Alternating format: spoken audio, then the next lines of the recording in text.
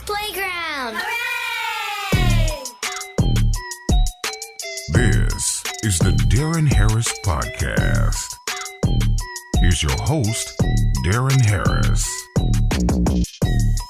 Hey folks, how you doing? Welcome back to the show. I'm your host, Deron Harris, and this is my podcast.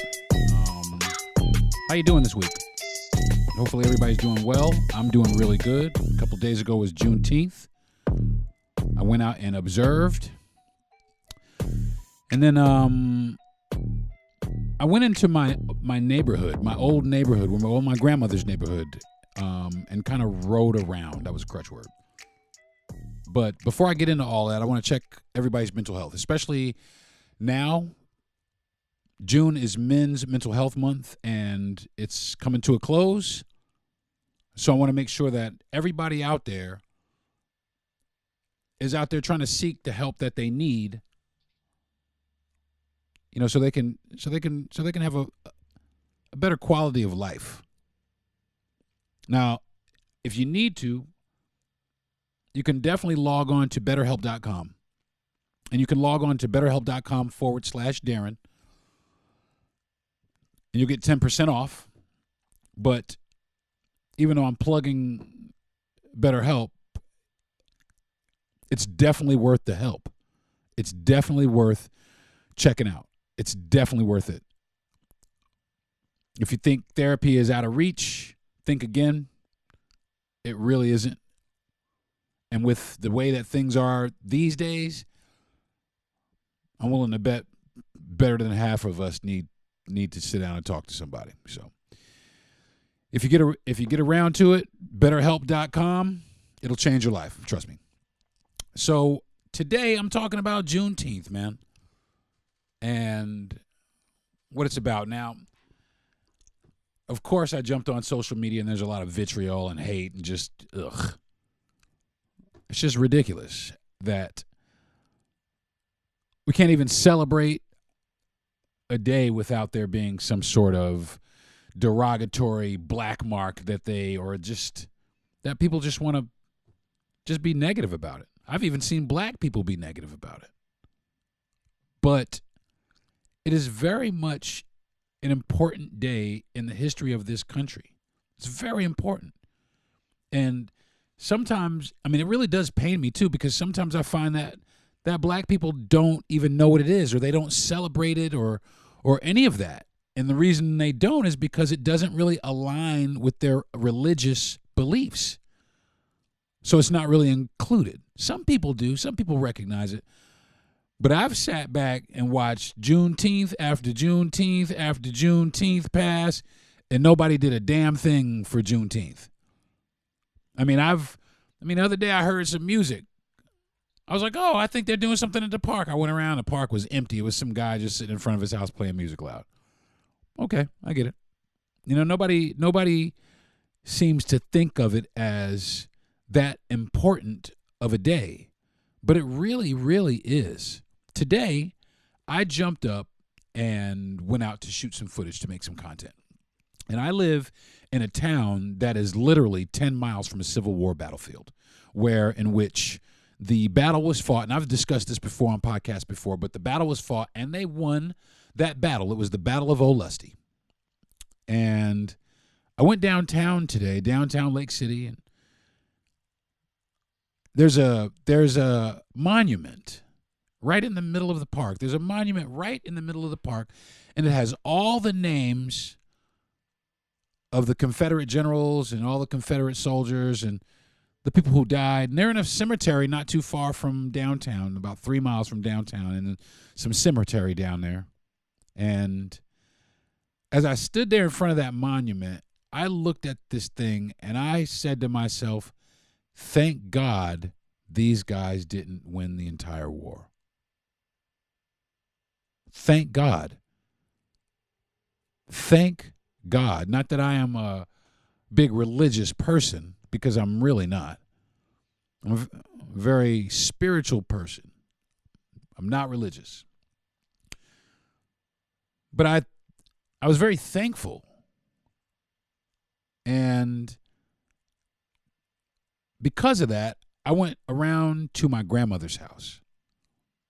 I just drove through my grandmother's neighborhood, and I went around the corner to her house, and I got out of the car, and I stood there in front of her house, and it made me cry. You know, I was a little emotional because, you know, I've had some other family members live in that house, and they treated it like shit, so now it looks like absolute garbage. It's unlivable. My grandmother worked really hard. My grandfather actually worked really hard. He built additions onto that house. I remember that backyard. My grandmother grew food for us that we ate out of that backyard. And to see that place in the condition that it was in made me angry at my family members, but it made me sad more than anything. But I stood there and I remembered when all the roads in that neighborhood were dirt. They were all dirt roads. And me and my sister used to race up the street, and my cousin lived around the corner, and my other cousin lived around the corner, and we were always out in the neighborhood, and we were happy. We were happy, but we had no clue when we were young. We had no clue what the older generation was going through or had been through. I went around the corner to my great-grandmother's house, and I sat there, and I looked at the apartment where I remember that she lived last, and I remember just sitting there, and I could not even imagine what she must have gone through, you know, in the time that she was coming up as a little girl. I went down to my family's homestead on the other side of my family, my dad's side of the family. I went down to my family's homestead, where my family has been since all that servitude bullshit was over. My grandfather and my grandmother, they built our homestead. There's a church in town that my grandfather built with his bare hands. He built the church right in that town back in those times, way before I was born. And I just could not help to imagine, especially down here where I live in the South, I live in Florida. I could not imagine what they had to go through, even after slavery was over. So that's why, you know, Juneteenth is a very important day. It is a very important day for black people. And we need to recognize that. We need to begin to recognize that and pass it around. And the same thing with like Kwanzaa. You know, we're so quick to celebrate jolly old St. Nicholas, but we can't celebrate Kwanzaa, which is actually a holiday that was for us. But no, it's sacrilegious. We can't celebrate Kwanzaa because it doesn't align with our religious beliefs. So while I was in my grandmother's neighborhood, I was in her neighborhood for quite some time. And what I started doing is I started going into other neighborhoods, and I started realizing that there was how do I want to put this? There were some things that really, really kind of ticked me off and made me wonder. And it made me, for lack of a better phrase, I just feel like we're brainwashed. I drove around these neighborhoods, and all I saw was church after church after church. I mean, and I went out, and this is what I collected content. This is what I went out and did today. I went out and took footage of all the churches in all the black neighborhoods.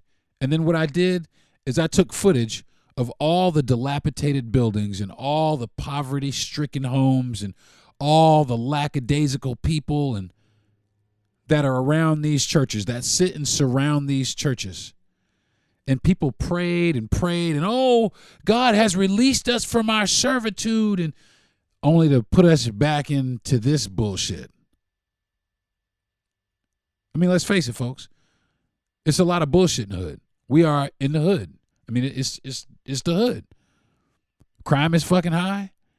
Mental health is fucking, I mean, it's just popping. Mental health issues is just burning up in the hood, but nobody wants to admit it because everybody's got to be fucking macho. Everybody's got to be the man. Everybody out here chasing the bag. I'm seeing a lot of stuff on social media that's just making me angry, man, and making me sad at the same time. I'm seeing, women doing little sketches on social media about how black men ain't shit. How black men ain't shit. I saw a YouTube channel, and it was based on biracial, relationships, which I'm in a biracial marriage. My wife is Puerto Rican. But one thing I saw that kind of was almost cringy, but not, because I don't really care. But the way that it was delivered, the way that it was put forth was all but to diminish or eliminate the black man completely out of the dynamic of the black family. And it was why it was black women and white men, why they are the best for each other. And I sat and I listened to this guy for a couple of minutes. And needless to say, it was a bunch of fucking bullshit. It's one thing I'm a big advocate. Love knows no bounds. But if you're sitting there objectifying someone just because of their physical traits, then it's not a genuine thing. And I am against that. And if the shoe was on the other foot, black dudes dating white girls just because they white, that shit is stupid.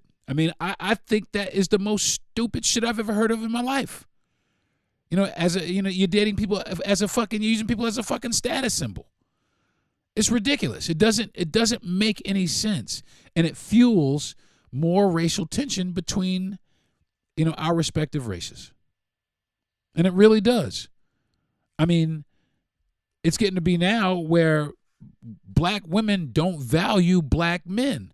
They think we're all worth nothing, that we're all fucking derelicts, that we don't contribute anything to society, et cetera, et cetera. And they feed that stereotype to the rest of the world as opposed to nurturing, the black man, who is the most mentally oppressed species of person on the face of the earth. The black man has the most instances of mental illness out of anybody.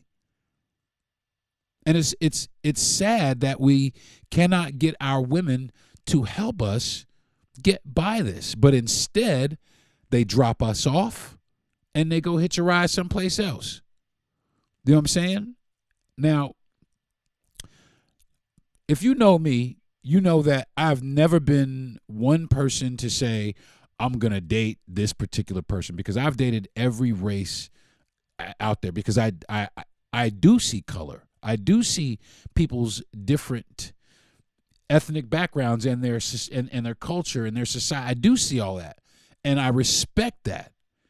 But it is not the reason that I got into a relationship with people.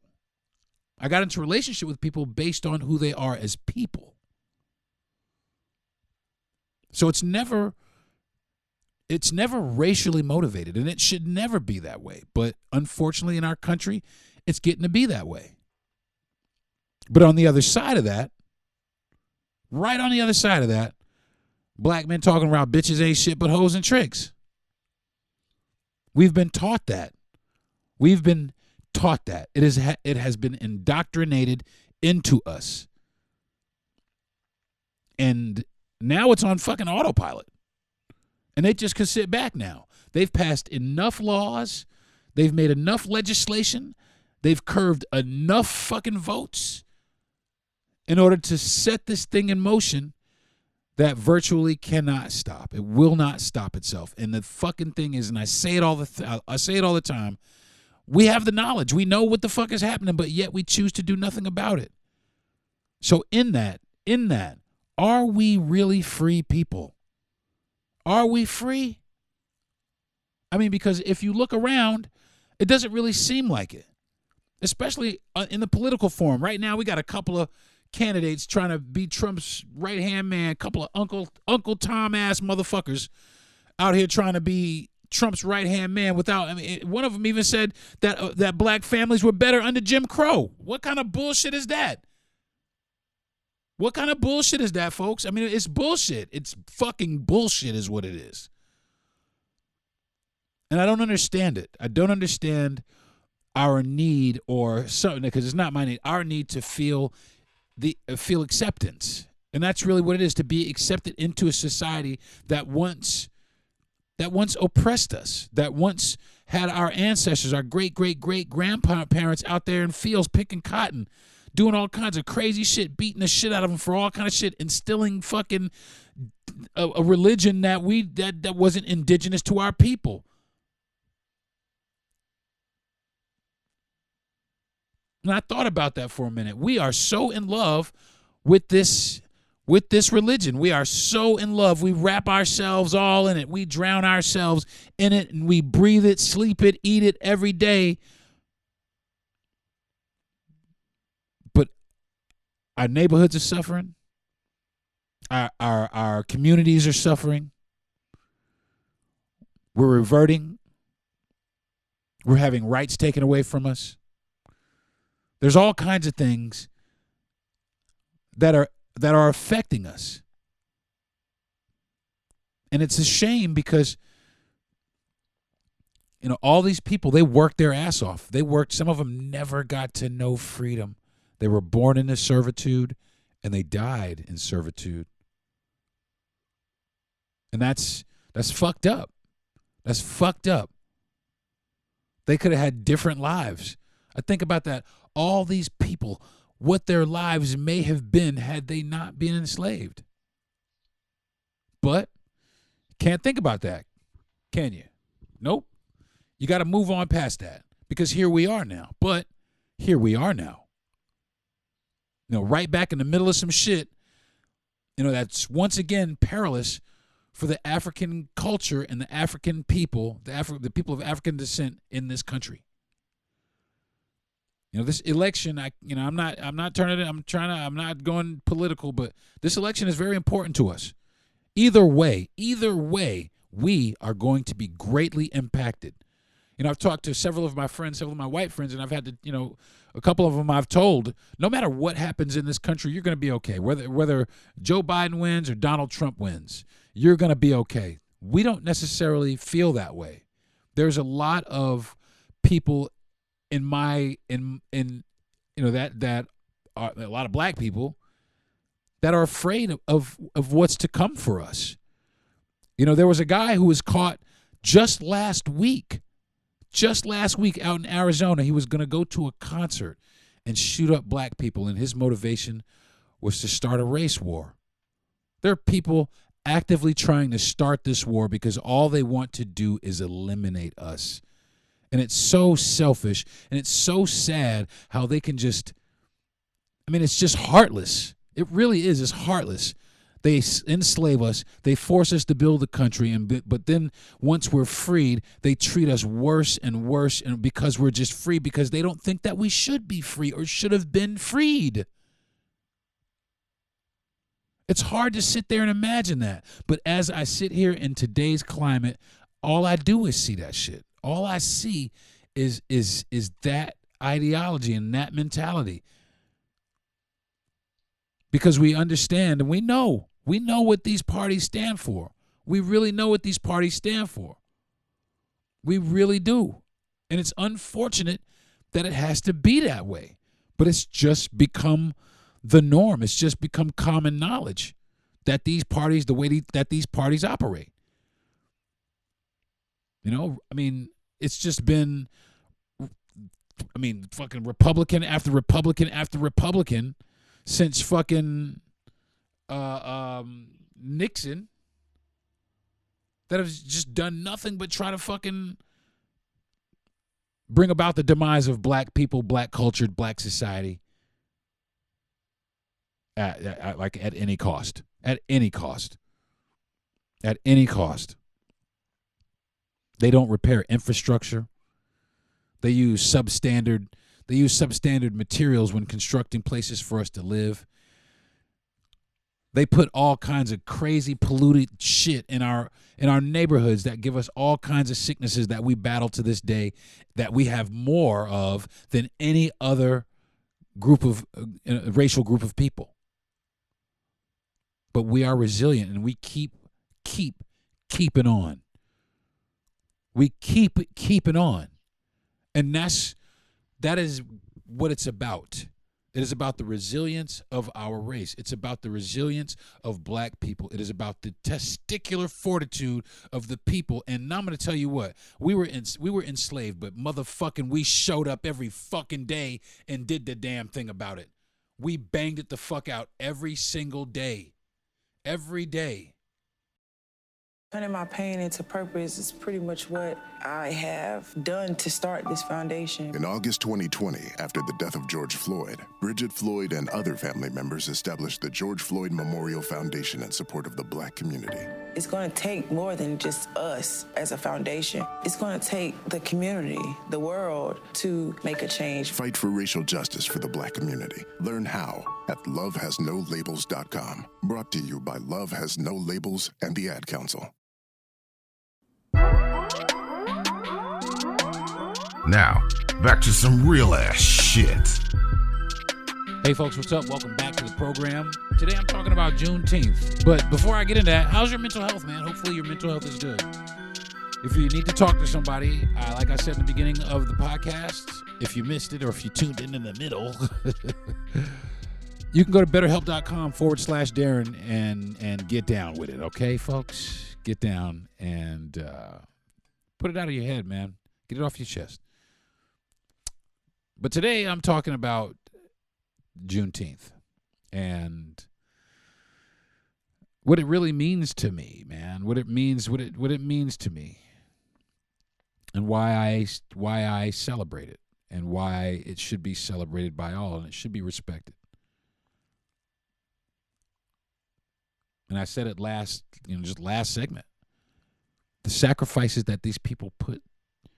I mean, oh my goodness. It's unfair. I couldn't have been there. I couldn't have done it. I would be dead. They would have killed me the first 15 minutes off the boat. I mean, I couldn't have done it. I mean, I've seen all kinds of things. There was a memorial that I saw that broke my fucking heart. And the memorial said, "This is for all of those who chose the sea." Because a lot of them jumped off into the ocean and died. Because I guess they knew.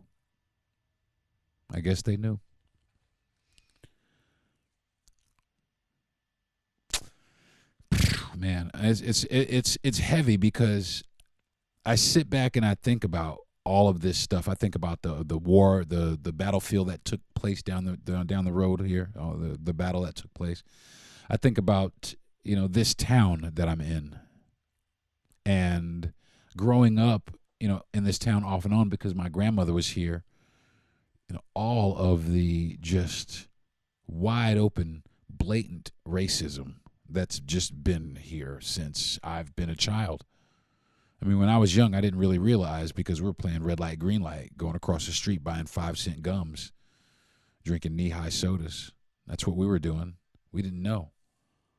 But as I got older, I did realize that right here in this town, so much things, so many racial things, so many things, negative, racial encounters have happened to me in this town. I've been called nigga to my face in this town more times than I can count on both hands and both feet. But on the other side of that coin, my very best friend in the world comes from this town. And he's not a black dude. He actually has blonde hair and blue eyes. If you would look at him, you wouldn't assume that, we would be friends. But we are and have been friends since the second we met. We put that down, put down that race bullshit instantly, and it never was about that. And we've been friends so long, and he's actually the producer of my show. And, he called me and wished me happy Juneteenth. And he told me that he read about it, and he told me he read some other black literature, and he told me that he was happy to observe it. And he was almost excited about it. He was almost excited about it. And, I guess gun-ho, so to speak, on some like, yeah, let's get it popping. Juneteenth, baby. And that just warmed the shit out of my heart. And he does this from time to time. He'll shock me. And he'll tell me he read something. And he does. And I guess he I guess he does read a lot of literature that concerns black people because of my podcast. He helps me produce my podcast. So I guess inadvertently, if he comes across a story, he'll read through it. And he reads through it thoroughly. And he has some things he has opinions on and some things he has questions about, but most things he is spot on about it. He has solutions. He offers solutions and help. I'm not looking at any kind of white savior. I'm actually looking at somebody who is concerned about what our community goes through and what he can do to help stop that. And for that, I love that guy. I will always love that guy. I will love that guy.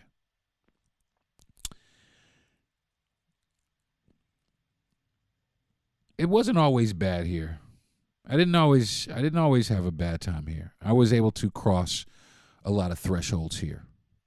And it was difficult a lot. Sometimes it was difficult. I was young. And I was dating sometimes. And I was in high school. And this really, really pretty girl, man. Really pretty white girl. And she said to me, I would date you if you were white. And that's when I realized that the town that I was in was extremely against that. I did date someone, and her father was a preacher, and he told her, I think it would be best if you didn't talk to that black kid anymore. And she did. She didn't. She continued to see me for 6 years, which eventually, that was back in high school. But even religion cannot deter racism. Even what is called the good word from the good book can beat racism. They say God can defeat anything. They say Jesus can defeat anything. I'd like to see him defeat racism. And then you'd get my vote. I'd like to see, as much as, black people have been through in this country, I'd like to see them stop suffering at the hands of everybody else, including ourselves. If he could make that happen, I'd be right on board tomorrow. But I don't see that. And I lose faith and I get discouraged. And I see us reverting and I see us going backwards. And I see this every nigga for himself mentality. And that has been instilled in us. Shooting and killing each other over sneakers, that was put there for us. That was by design. By not giving us jobs or educating us so that we could come out of the situation that we were in. They still got to keep people back in those days of Juneteenth after they freed slaves. Texas took 2 fucking years, actually, to tell people that they were free.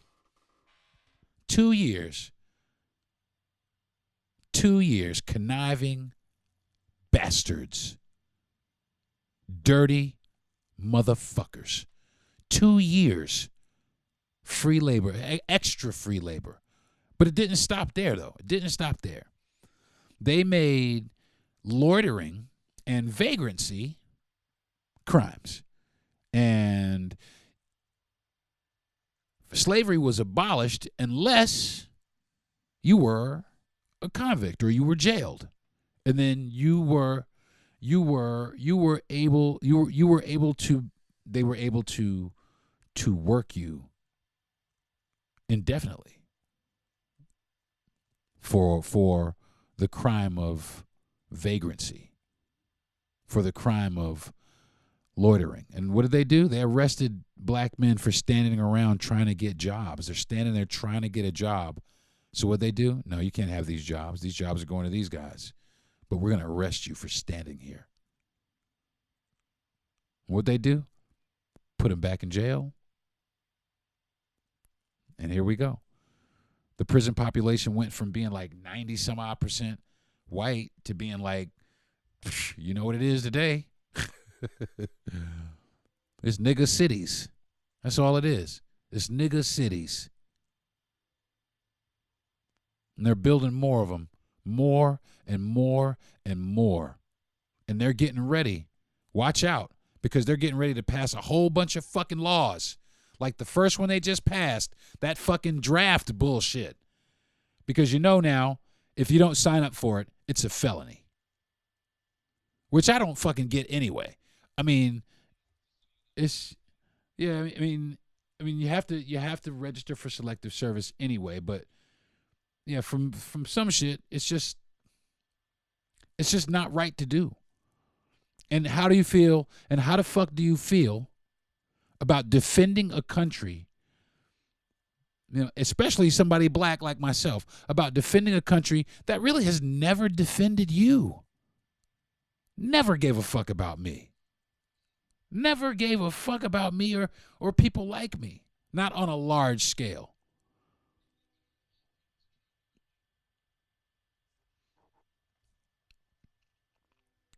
It's infuriating. But as I sit here and I remember Juneteenth and see where I'm sitting right now and what I'm doing right now, you know what I'm not doing? I'm not picking fucking cotton. I'm not doing none of that shit. I'm not plowing the field. I'm not washing the clothes. I'm not doing any of that shit.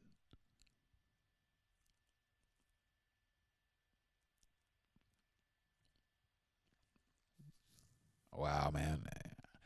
You know, I'm sorry, folks. Sometimes I get inside my head and I don't really say shit just because I get overwhelmed, and I feel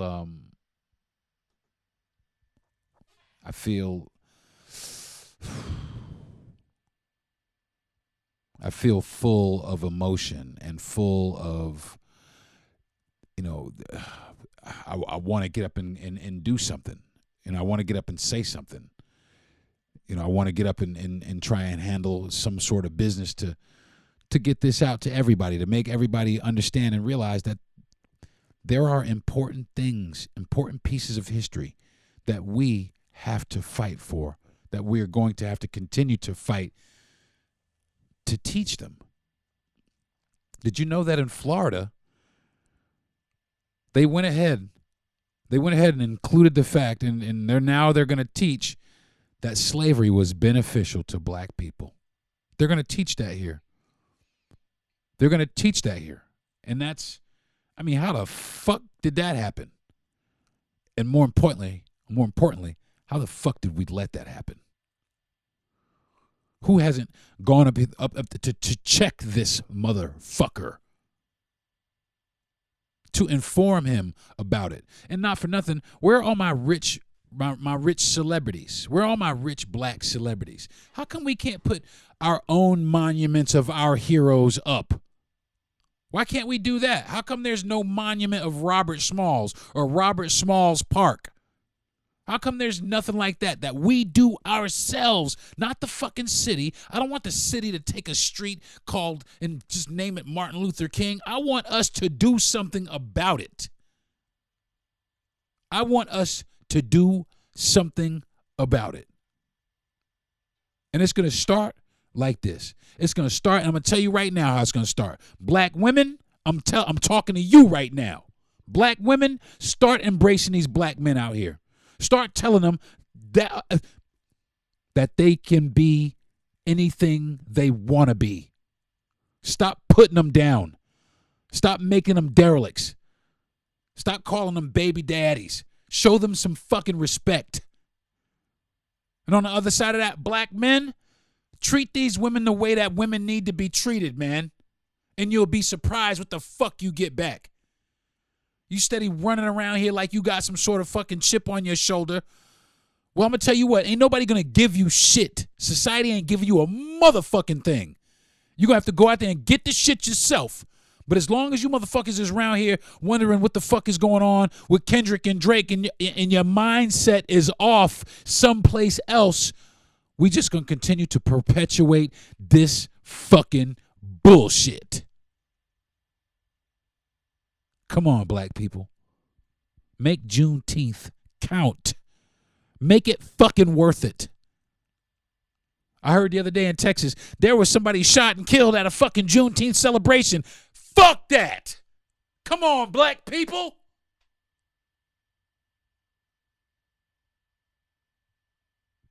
God damn it, man.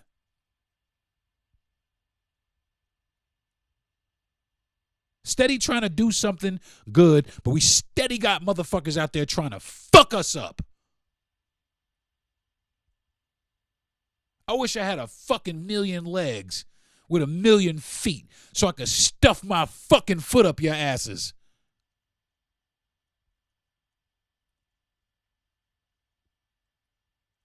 Just disrespectful as fuck to your elders, to your fucking parents. That's why you ain't got shit, and that's why you ain't gonna fucking have shit. What motherfuckers don't realize, I'm gonna tell you what, young blood, all you young ones out here, all you young motherfuckers out here, I'm gonna tell you what. I'll tell you something right now that you ain't never going to be able to get the fuck away from. Well, maybe. And that is, you're going to get old, man. All this young shit you got going on, you're going to get old, man. And you're going to be old news. And all this shit you running around, jumping around, popping shit. I'm the man, I'm this, I'm that. You ain't shit. And once your ass get old, and you find out that all this bullshit you was doing when you was young didn't equate to shit, the fuck you gonna do? I know exactly what you're gonna do. You're gonna sit there, you're gonna shut the fuck up, you're gonna sulk with your fucking hands in your head, you're gonna wonder what happened to your fucking life, and you're gonna die. That's what's gonna happen. So do me a favor, black folks. Make Juneteenth count. And the way you make it count is you go out here every single day and you treat each other with love, dignity, and respect. That's how you do it. And while you're at it, that's how you beat all the rest of that bullshit too. By treating each other, not anybody from the outside. And it's nothing fucking personal. It's not a personal thing. It's not you, it's me. That's what it is. We need to turn it around on ourselves, black folks. And I've said this in other podcasts too. We need to turn it around on ourselves and give ourselves a little bit of self-love. We sitting here talking about, I see so many TikToks talking about self-care, self-care, self-care. You know what? We need to turn that whole fucking self-care hose on ourselves and soak our asses down in it. Self-care and self-love. And if we could get that, you'll be surprised what the fuck we could do. Hey, everybody, what's good? I'm Deron from the Deron Harris Podcast. Listen, did you know that 1 out of 5 adults live with mental illness? How do I know that? Because I'm that 1 out of 5. I'm also 1 out of 21 million American adults that are affected by major depressive disorder. That means you or somebody you know, or maybe even somebody you love, is suffering. Even worse, they may be suffering in silence because they may be in denial, or maybe they just feel embarrassed. On the exterior, people who are affected can appear normal, we can appear grounded, and even happy, but the torment, the feelings of worthlessness, and the feelings of hopelessness that we feel is very much a real thing. And in my case, it never really goes away. Like, a lot of us relive traumatic experiences that have permanently affected us every day. Now, I know for me, and I know for others as well, these experiences are really personal, so they might be particularly hard to talk about with other people, including people we consider to be close friends or our family. The sad part is, because of this, many people who are suffering will never go out and find the help that they really need. Check it out. I got great friends and amazing family, as I'm sure you do. They mean well, but they absolutely are terrible as counselors. Fortunately, there's BetterHelp. No, actually, there's BetterHelp.com. That's BetterHelp.com, which is a website that is dedicated to helping people find the benefits of therapy on their terms. As a person that attends therapy weekly and one who understands and believes in the benefits of therapy 1,000,000%, trust me when I tell you a website like BetterHelp.com is a total game changer. Check it out, fellas. June is Men's Mental Health Awareness Month. So, fellas, there's no better time to take back your mental peace of mind and start your journey. So don't put it off any longer. Get it off your chest with BetterHelp. Visit BetterHelp, HELP.com/Darren to get 10% off your first month. That's BetterHelp, HELP.com/Darren. Trust me, man. You'll be glad that you did. Yo, DJ, bring it back. Take it, D. Hey, folks, what's up? Welcome back. Back from break. Talk about Juneteenth today.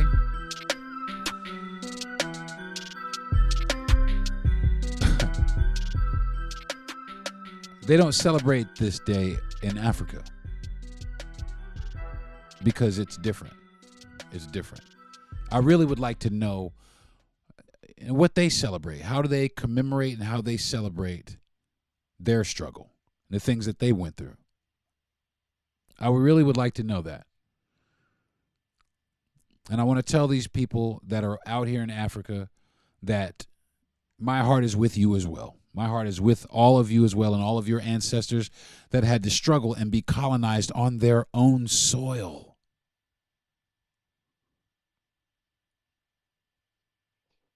Colonized on their own soil. That just doesn't, I can't even fathom that.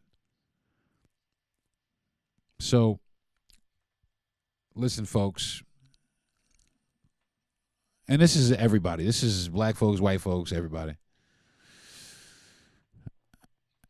This day is never going to go away. This day is always going to be there. As long as there's black people, there's always going to be a Juneteenth.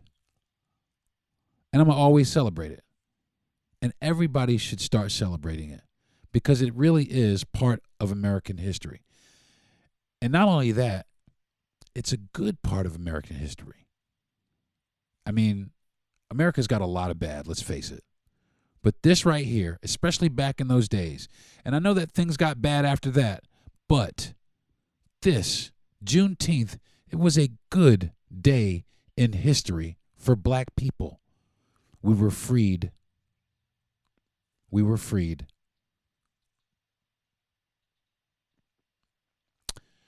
I think that's going to do it for this episode of the Deron Harris Podcast. Don't forget to commemorate, folks. I did, man. I did my thug thizzle, man. I combed all my curls out and picked out my afro. I got my little afro pick and stuck it out. I put on my Blacknificent shirt, and I went out, and I enjoyed my day. I got lots of compliments on my shirt, got lots of compliments on my afro from all races, which I was appreciative of. I appreciate that. And I appreciate that people recognize my blackness. Not only did they recognize it, though, they respected it. And that right there, that's some awesome shit. I want to thank my parents for being the most wonderful parents in the world. But specifically today, I want to thank my great-great-great-grandparents. I really do. I want to thank them and everybody that is in my bloodline, everybody that from when they came over from, I want to thank all of my ancestors. I want to thank all of them and what they went through, the hard labor they went through, everything that they went through so that I could be here talking shit on this microphone. I want to thank them. I want to thank my wife because she's amazing. She's absolutely amazing. And she's an Afro-Latina. And she definitely, is all gung-ho about celebrating Juneteenth. Probably more so than myself. And I love her for it every second of the day. I want to thank my best friend, man. I really do. I want to thank this guy because he gives me somebody to bounce my shit off of. He keeps me solid. He keeps me real. He pushes me. He pushes a lot of buttons. Sometimes he does it on purpose. He pushes buttons to make me angry.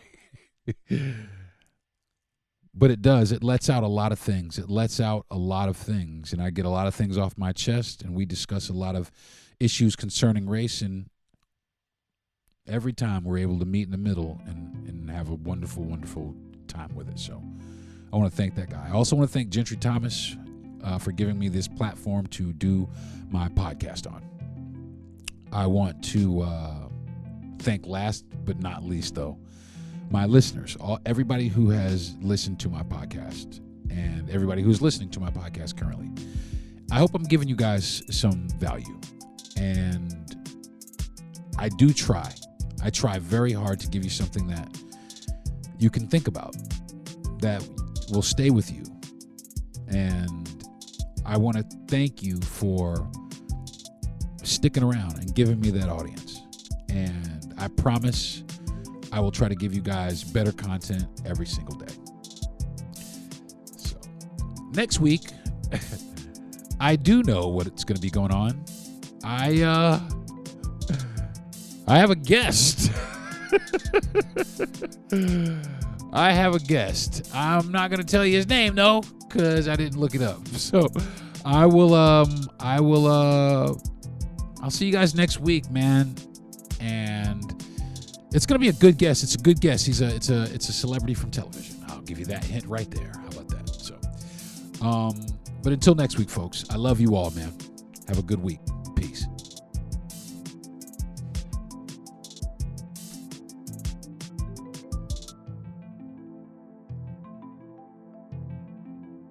You've been listening to the Deron Harris Podcast. Subscribe to the show, give a good rating, and everything you need to know is at DeronHarris.com.